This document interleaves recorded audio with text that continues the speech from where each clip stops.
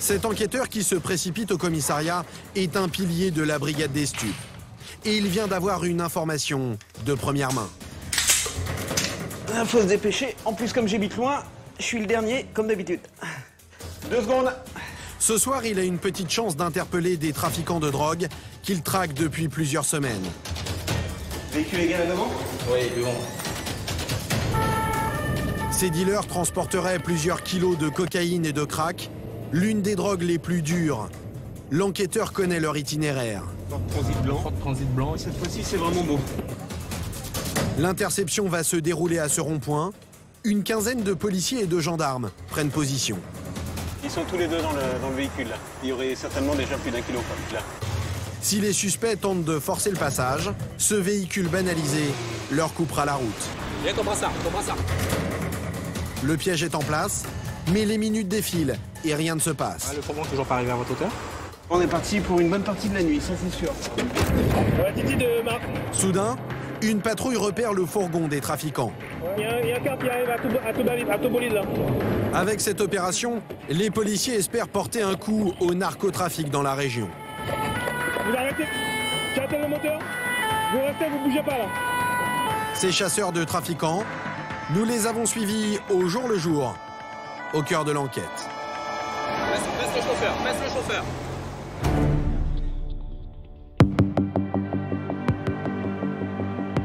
En matière de stupes, il y a des départements français où la guerre contre le narcotrafic ne s'arrête jamais. C'est précisément le cas en Guyane. Cocaïne, crack, dans le centre-ville, dealers et consommateurs ne se cachent plus. Ils ont envahi certains quartiers et jouent au chat et à la souris avec la police.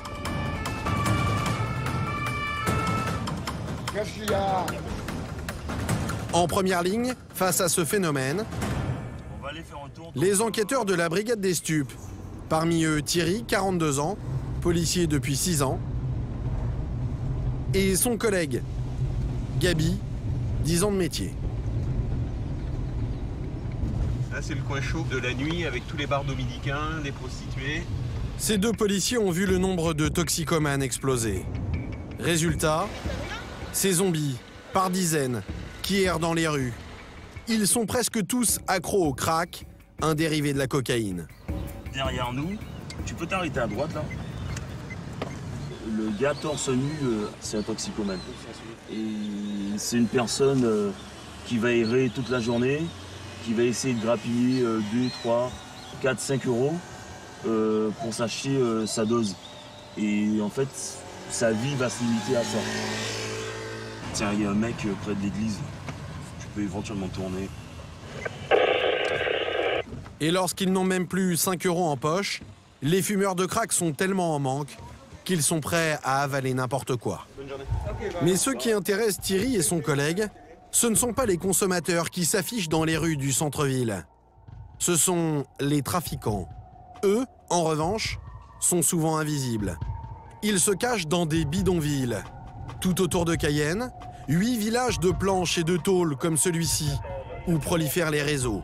Les policiers ont bien du mal à s'y infiltrer. Il y a des sonnettes de partout. Tout de suite, ils sont prévenus. Et je dis ça à policiers, mais en fait, c'est un peu tout le monde. Dès qu'il y a un étranger qui pénètre ici, et ben forcément, tout de suite, ça éveille les soupçons. La cachette idéale pour un trafiquant de drogue.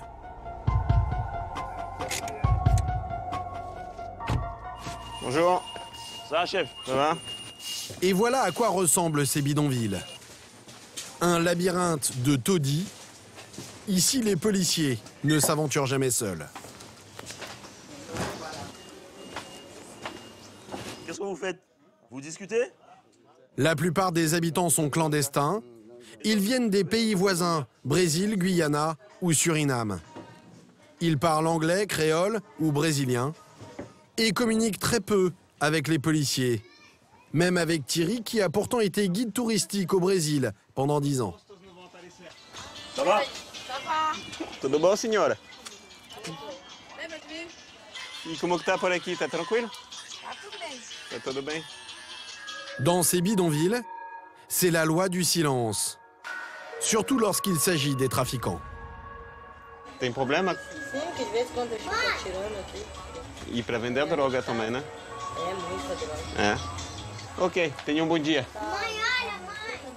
Pour avoir des informations sur les réseaux, les policiers font régulièrement la tournée des toxicomanes Ça va? qu'ils ont déjà interpellés.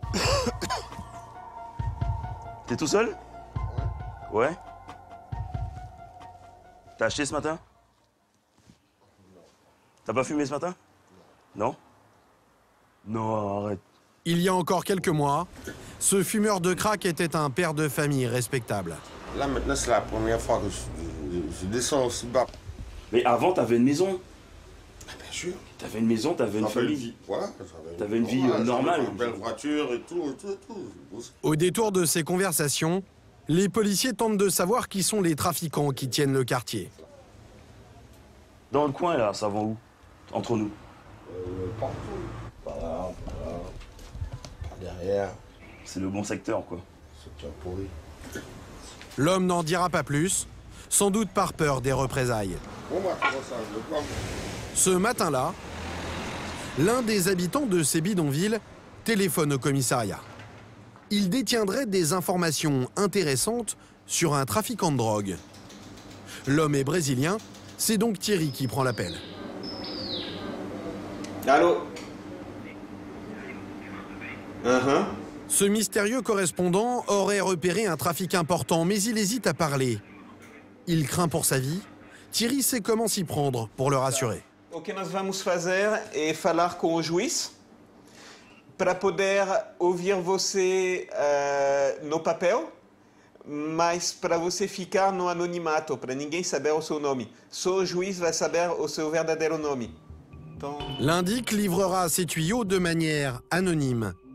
Rendez-vous est pris le lendemain matin. Amanhã 10 horas, aí mesma coisa, eu te faço entrar por trás. Daqui a algumas horas. Tá, tchau.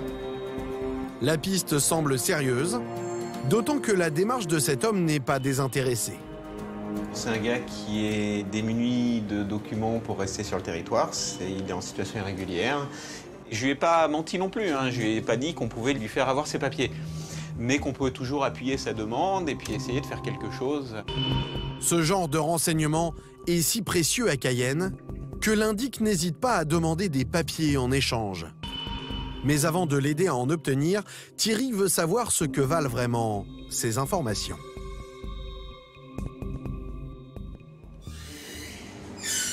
Le lendemain matin, à l'heure prévue, l'homme se présente à l'arrière du commissariat, accompagné de son petit garçon. Il vit dans le bidonville le plus pauvre de Cayenne et c'est l'un de ses voisins qu'il vient dénoncer.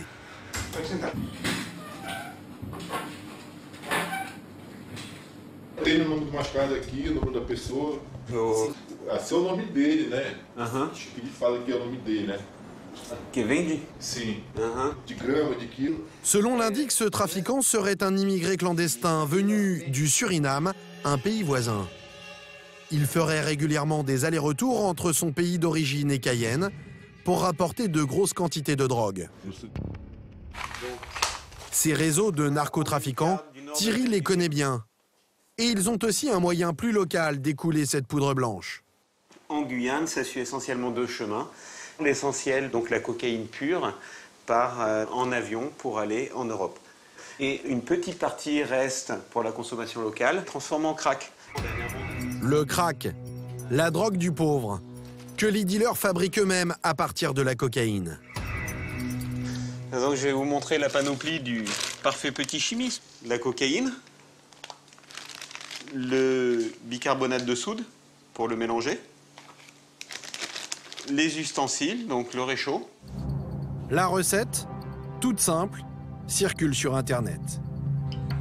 Le crack est si facile à fabriquer que la consommation et la production ont explosé ces dernières années. En quelques minutes, le dealer obtient cette grosse galette blanche qu'il casse ensuite en petits cailloux. Et après, il découpe la galette une fois refroidie pour faire donc les cailloux de crack. Ces petits cristaux qui se fument à l'aide d'une pipe sont vendus 2 € à peine. À la portée des plus pauvres, le crack fait des ravages en Guyane. Et ça, c'est donc beaucoup plus puissant que la cocaïne.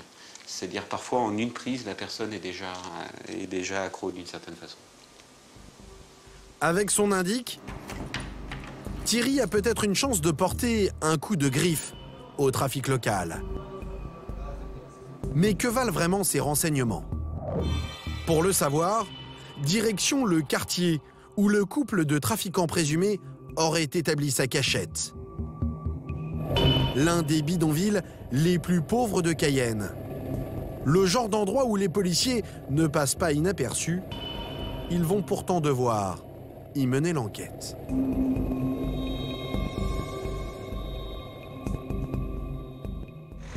Les deux enquêteurs partent en repérage pour préparer une éventuelle interpellation dans le fameux bidonville. On va essayer de trouver l'endroit exact où résident en fait donc nos objectifs et essayer de trouver dans la mesure du possible, mais ça va pas être facile, un endroit où on puisse planquer pour surveiller leur arrivée avec les matières stupéfiantes. À cette heure matinale, le quartier est encore endormi et en général plus calme. Parfait pour repérer les lieux. Mais dans le secteur, les voitures de police sont rapidement repérées. Là, c'est le plus proche de l'habitation où se trouveraient nos deux objectifs. Alors Thierry et Gabi se garent un peu plus loin. Nous les suivons en caméra discrète.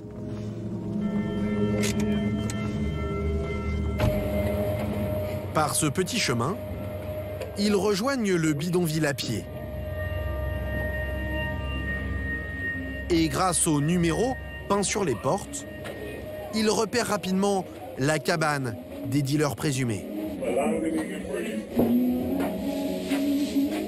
La voici. Manifestement, les suspects ne sont pas encore partis se ravitailler au Suriname. Bonjour. Alors, pas question de traîner. L'air de rien, Thierry et Gabi poursuivent leur chemin et très vite, ils constatent que dans ce labyrinthe, une interpellation sera loin d'être évidente, car il y a une multitude d'issues pour prendre la fuite. On est arrivé de par là, on a un accès ici, et on a un accès ici. Alors, quand tu dois préparer une opération, c'est pas toujours simple. Et dans ce bidonville, organiser une planque est carrément mission impossible. Pour interpeller les suspects à leur retour du Suriname, Thierry va devoir mettre en place un dispositif un peu plus astucieux. En attendant, pas question de traîner sur place et de risquer d'être repéré par les trafiquants présumés. Comme souvent dans les affaires de stupes, tout repose désormais sur la qualité des renseignements de l'informateur.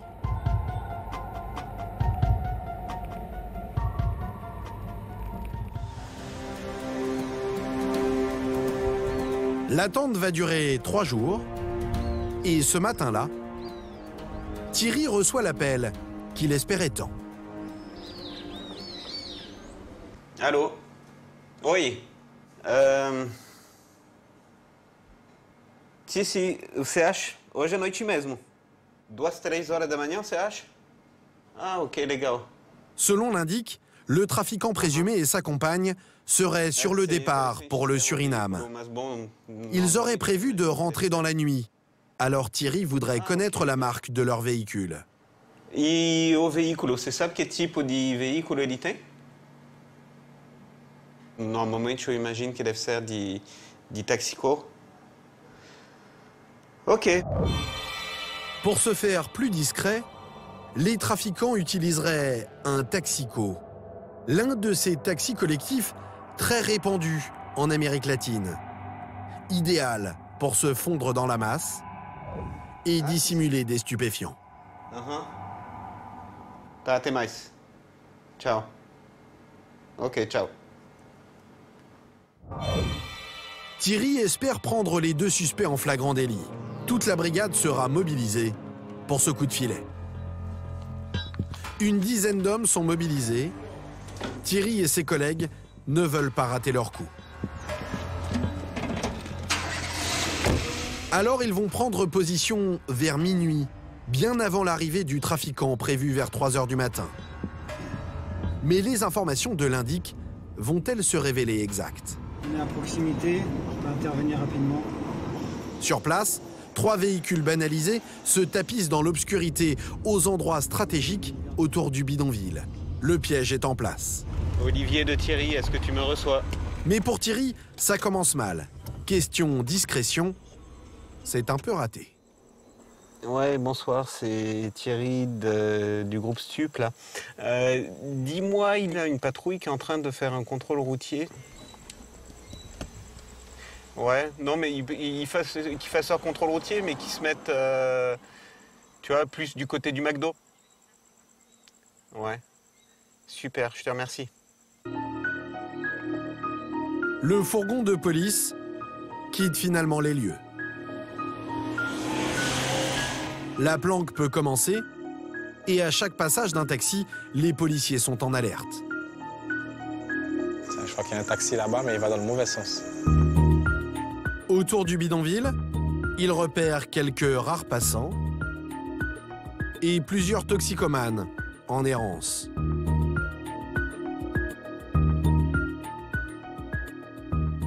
y a une fille qui est passée, qui est partie sur la droite, c'est une tox, qui est connue aussi. Mais aucune trace du couple de trafiquants. Gladys de Thierry, est-ce que tu me reçois? Ouais. Rien. Là, on est 2 h du matin. On n'est pas couché encore. Les heures défilent. 3 heures. 4 heures. 4h15. Et les policiers finissent par perdre espoir. Allô? Ouais, donc nous, qu'est-ce qu'on fait? On rentre, non? Nous, on va rentrer, il n'y a rien. Hein. On a vu qu'un seul taxico entrer sur Cayenne, il était à vide. Bon, s'il n'y a rien, on plie bagage. En rentrant au commissariat, toute la brigade se pose les mêmes questions. Les trafiquants sont-ils très malins? Ou l'indique de Thierry a-t-il tout inventé pour avoir ses papiers? Comment il a pu te donner cette tranche? Je sais pas, faut que j'arrive à la voir sans qu'il y ait du monde autour de lui, quoi. Faut que je rappelle le gars et puis essayer d'en savoir un peu plus, hein, et puis essayer de comprendre un peu ce qui s'est passé, quoi. Joint par téléphone quelques heures plus tard, l'indique va pourtant confirmer ces informations. Les trafiquants présumés seraient bien partis pour le Suriname, alors comment connaître la date de leur retour? Cette fois, plus rien à attendre de l'informateur, mais dans ce genre de cas en Guyane, les policiers peuvent s'appuyer sur des moyens impressionnants. Douaniers, gendarmes, tous les moyens de l'État sont mobilisés dans cette lutte contre les narcotrafiquants.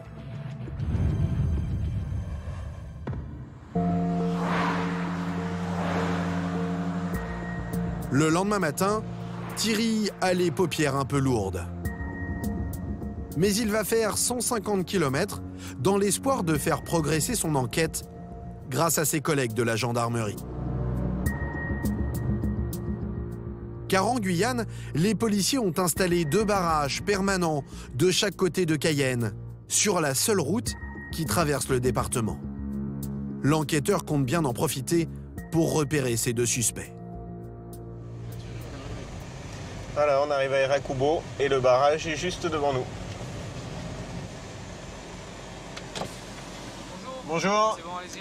Oui, en fait, on vient pour discuter avec vous, donc on va se mettre sur le côté.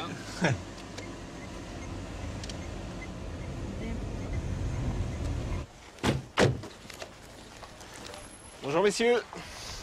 La police, c'est quoi la police? C'est la police, commissariat de Cayenne, sûreté urbaine, brigade des stupéfiants. Thierry dévoile son enquête et insiste sur le caractère d'urgence.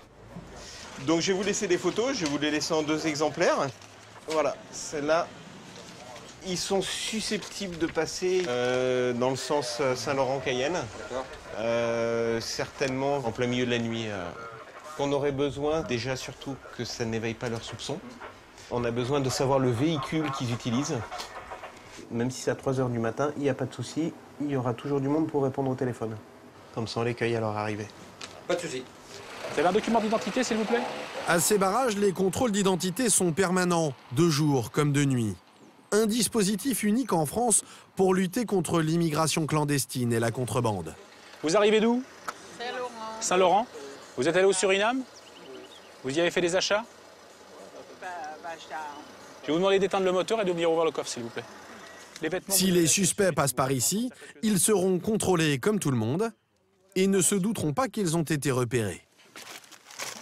Prévenu par les gendarmes, Thierry aura alors tout le temps de préparer un comité d'accueil. Merci beaucoup. Bon courage. Ouais. Les gendarmes, mais aussi les douaniers, vont être en état d'alerte.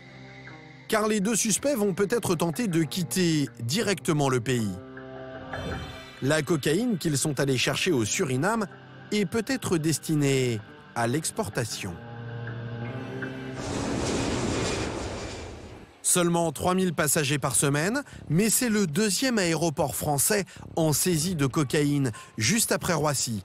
75 kilos interceptés cette année. Les trafiquants, comme ceux que Thierry pourchasse, ne manquent pas d'imagination pour cacher la drogue. Jouets bourrés de stupéfiants,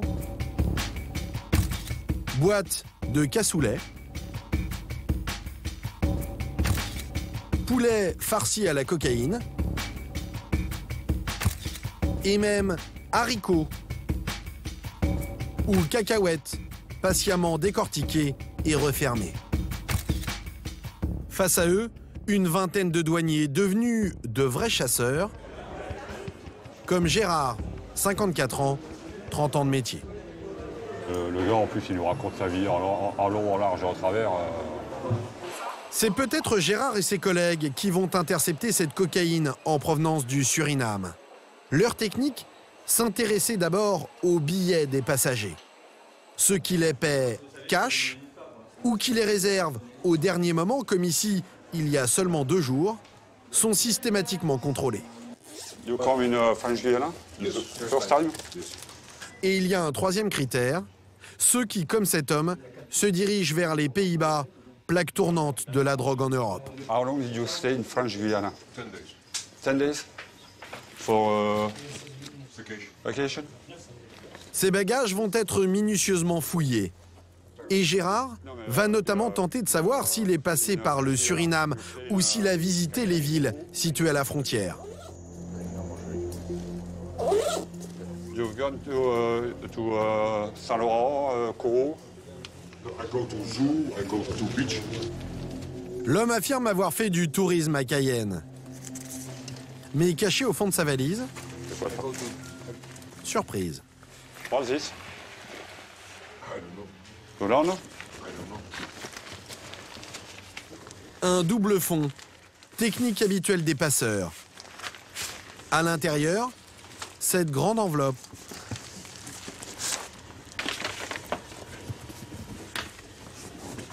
Le passager hollandais affirme l'avoir pour la première fois.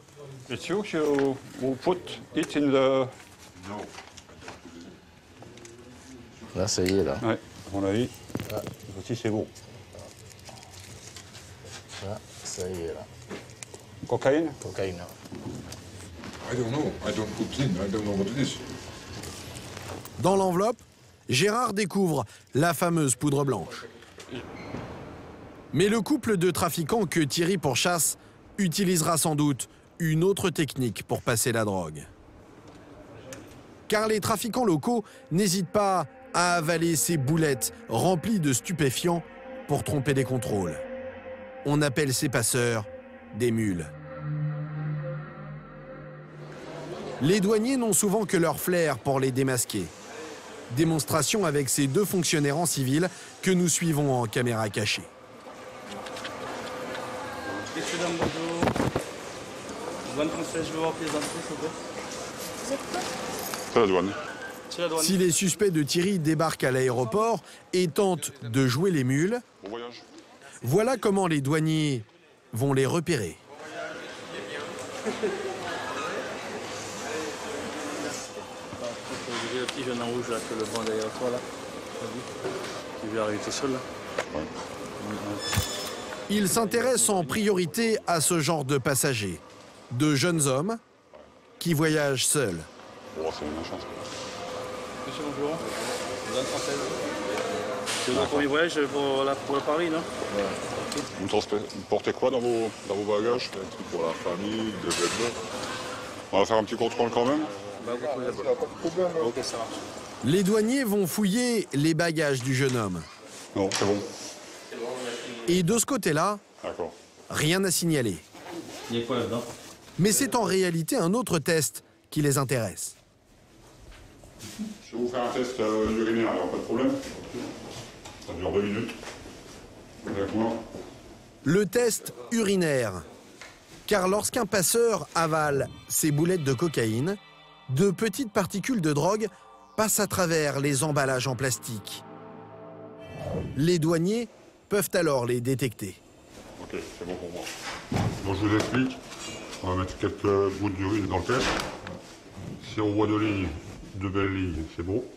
S'il y a une ligne, S'il y en a qu'une, c'est moins bon. Il y a 2 traits. 2 traits. Ok, ça marche. C'est bon, ça. Allez, on va faire signer votre contrôle. Cette fois, le test est négatif. Mais dans le bureau d'à côté, ce contrôle aléatoire va peut-être payer. Escorté par Gérard, ce jeune homme a refusé de se soumettre au test urinaire, de quoi éveiller les soupçons des fins limiers de la douane. Il y a dû insérer ou ingérer des boulettes de cocaïne. Un passager a le droit de refuser un test urinaire. Alors les douaniers vont interroger le jeune homme pour tester sa crédibilité.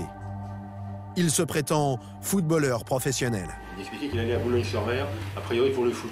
Mais après, quand je lui ai dit que je ne croyais pas trop à son histoire, il m'a dit que c'était aussi pour faire une formation, je sais pas quoi.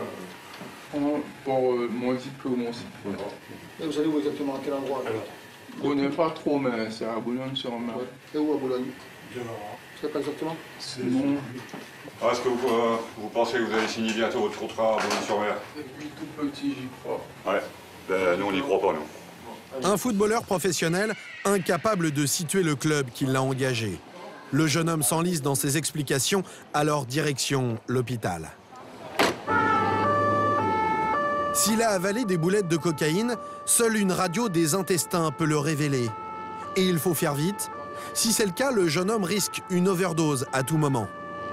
Mais il encourt quand même des risques d'un éclatement d'une boulette et ça lui serait fatal, quoi.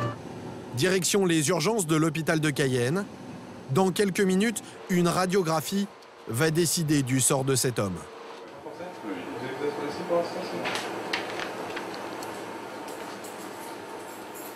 C'est la salle de vérité, oui. Quand il sortira, on verra s'il a les menottes ou pas. Ne bougez pas, ne respirez pas et respirez normalement. Là, clairement, il y a vraiment beaucoup de boulettes. Puisque, effectivement, là, on en voit ici donc dans l'estomac, enfin plutôt dans les intestins ici. Donc, toutes les petites boulettes qu'on voit ici, on voit bien la forme distincte. Donc, il y en a plusieurs dizaines. Et puis, donc, il y en a aussi au niveau du rectum. Ouais. Qui veut dire Inséré, à gérer. Ouais. Même sans être spécialiste, on voit quand même sur l'image qu'on a des corps étrangers. Vous venez? L'homme est bien une mule chargée de cocaïne. Mais comme d'habitude, il ne dévoilera rien du réseau qui l'a engagé. Oui. Vous avez avalé combien de boules? Je sais pas vraiment. 40, 50? 80? Non. Moins? 37, 38, 39, je sais pas. Ouais, ça peut facilement quand même faire 600 grammes. Parce que... En commandité, on va donner des conseils pour justement pour pas manger, boire. Et t'as rien dit? Non, en fait, j'ai pas fait ça avec du monde. J'ai fait ça moi-même. L'homme affirme avoir agi pour son propre compte. Il n'en dira pas plus. Avant d'être interrogé par les policiers de Cayenne, il patientera dans cette cellule médicalisée. Le temps d'évacuer ses boulettes. 600 grammes de cocaïne, 50 000 € à la revente en Europe, mais pour lui, plusieurs années de prison. Pour Thierry, en revanche, toujours rien à se mettre sous la dent. L'espoir d'interpeller ce couple de trafiquants du Suriname s'éloigne peu à peu. Et finalement, ce ne sont pas les douaniers qui vont faire avancer son enquête, mais les gendarmes.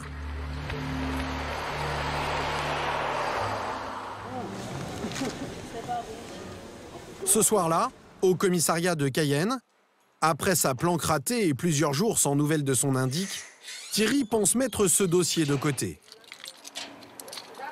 Mais alors qu'il rentre chez lui, l'affaire va connaître un rebondissement inattendu.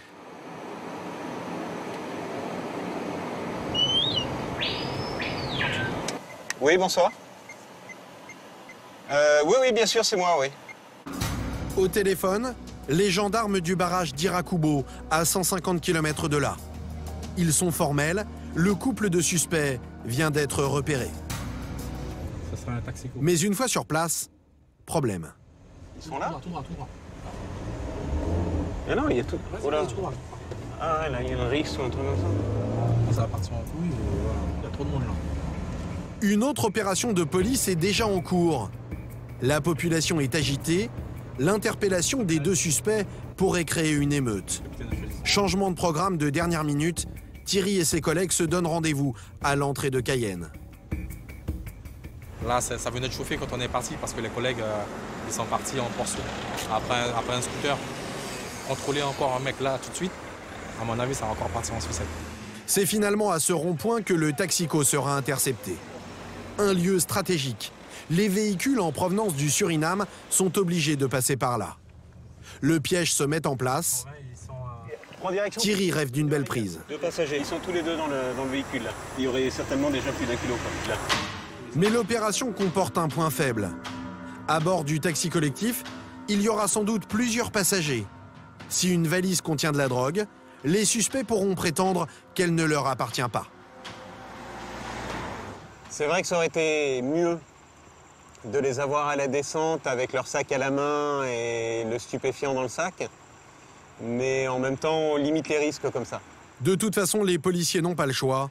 Il n'y a plus qu'à attendre. Et très vite, les choses s'accélèrent. Un véhicule posté en amont du rond-point voit passer le taxi collectif. Ouais, Titi de Marc. Il y a un car qui arrive à tout bolide là. On est au cul là. Ok, nous on se met en place. Thierry, mets-toi à moitié de la chaussée. Ça arrive ou quoi? Ça arrive. Viens ton brassard, police. Thierry s'apprête à barrer la route du taxi. L'opération est lancée.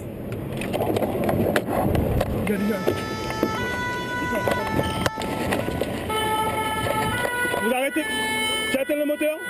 Vous restez, vous bougez pas là.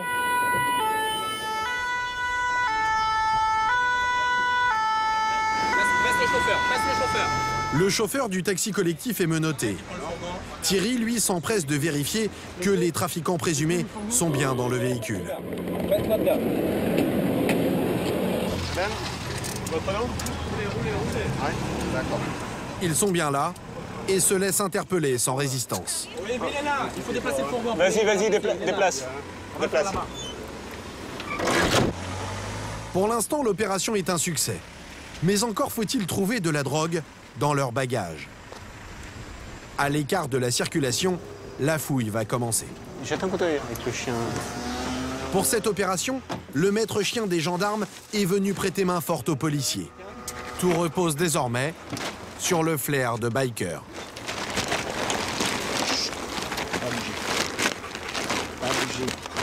Et le chien semble très excité par le contenu de ce sac en plastique.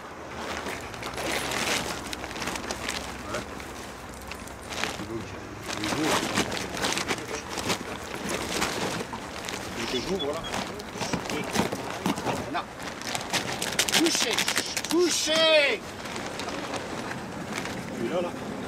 Dans ce carton, un lecteur DVD.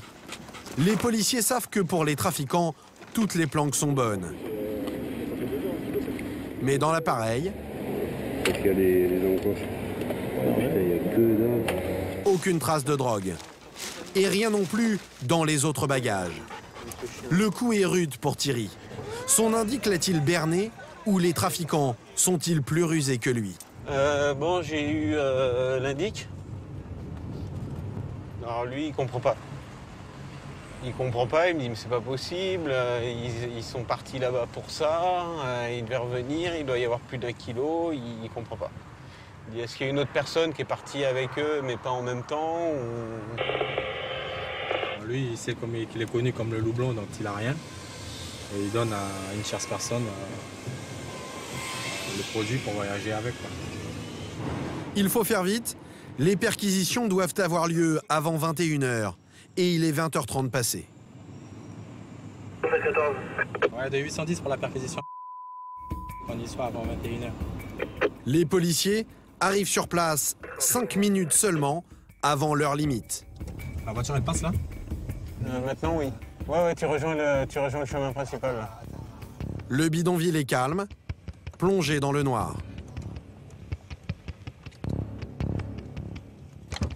Attention, pardon. C'est là qu'il y a du clair. Une équipe de la BAC est déjà devant la cabane du suspect. Mais la porte est fermée par un cadenas. Le temps presse. Les policiers n'ont plus que 5 minutes pour entrer. Vas-y. Il nous aura pété ça là.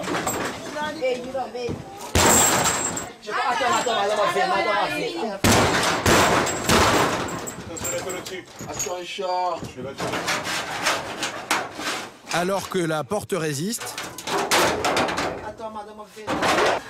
cette voisine finit par faire son apparition avec la clé du cadenas.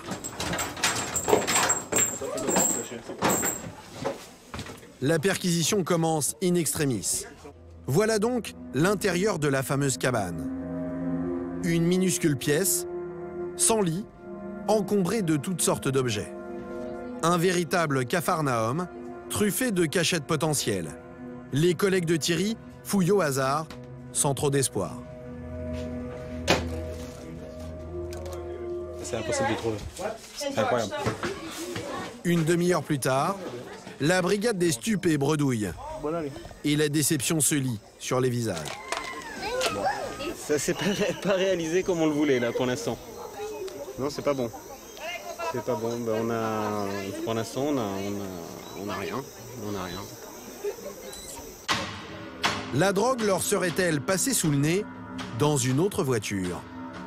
Leur dernière chance de le découvrir, c'est de rentrer au commissariat et de profiter de la garde à vue pour tenter de faire avouer les deux suspects. Mais avant ça, Thierry veut faire une dernière vérification. Il a remarqué des sacs de riz dans le taxi collectif. Et il se demande si, par hasard, la drogue n'y serait pas cachée. Les affaires ont été ramenées, tu sais pas où ils ont mis ça? Des quoi, des? Des bagages d'un taxi court. Je pense que c'est la BAC. Vois avec la BAC. Hein? Les bagages, les affaires, le sac de riz, tout ça, tu sais où c'est? La voiture à Capitaine. Mais alors qu'il court après ses sacs aux quatre coins du commissariat, ses collègues de la brigade sont déjà en train de les fouiller. Et dans un sac de riz, ils viennent de découvrir ce petit paquet soigneusement plastifié. Il est où le sac de riz? J'ai voulu. On a trouvé dans le sac de riz. Ah putain! Putain, je le cherchais le sac de riz. La découverte va peut-être sauver son opération.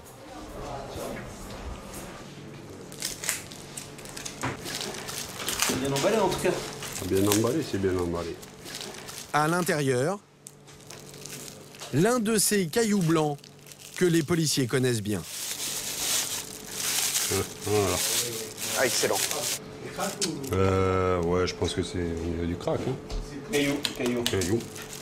Thierry retrouve le sourire. Rassuré. Ah, c'est bien, c'était pas possible. Attends, avant de l'ouvrir, on va le peser. Come closer, I show you the weight. The weight of what? 80 grams, 0.8. 80,8 grammes. C'est bon. Come on, closer, just have a look. He won't bite you, okay?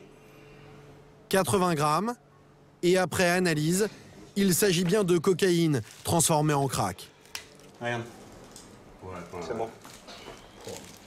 C'est bien bleu. Test positif. Look, this test, the blue color means that it's cocaine. Cocaine or crack. Right? Okay. Feel my hard book. No, but don't worry anyway, you will have plenty time to explain for us what's the story of this rice. Mais ce caillou de crack représente à peine 200 € à la revente. Rien comparé aux 2 kilos de cocaïne évoqués par l'indic. Je regarde encore une fois, mais... Thierry a beau fouiller, cette fois le sac est vide. L'enquêteur reste persuadé que le plus gros de la drogue est arrivé à Cayenne par un autre moyen. Levez les mains. Vas-y. C'est pas ce qu'on attendait, et là c'est de la propre à rien, quoi. C'est pas... Bon, 80 grammes de crack, c'est déjà pas mal, mais forcément, on est quand même un peu déçus. On n'a pas fait semblant, c'est déjà ça. L'enquêteur se montre philosophe, mais il n'est pas au bout de ses peines. Il doit encore démontrer que ce sac de riz appartient bien au suspect. Et l'homme clame son innocence. I bring no rice. Rice in Cayenne. I don't have to buy rice to come here. Do you have a lawyer? Because I don't know what I have to get a lawyer for. Okay, that's up to you. I need to go home. That's what I need. L'intéressé se réfugie dans un mutisme absolu. Ce que les policiers craignaient vient d'arriver. Le sac de riz a été récupéré dans un taxi collectif.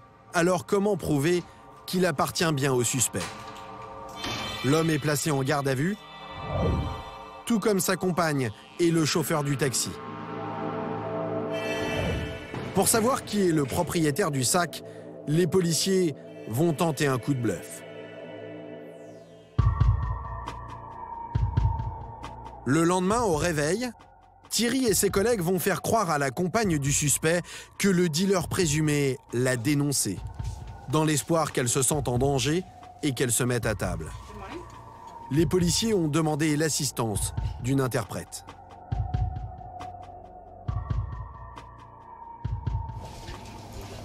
Est-ce que est le propriétaire du sac de riz? Is the owner of a bag full of rice?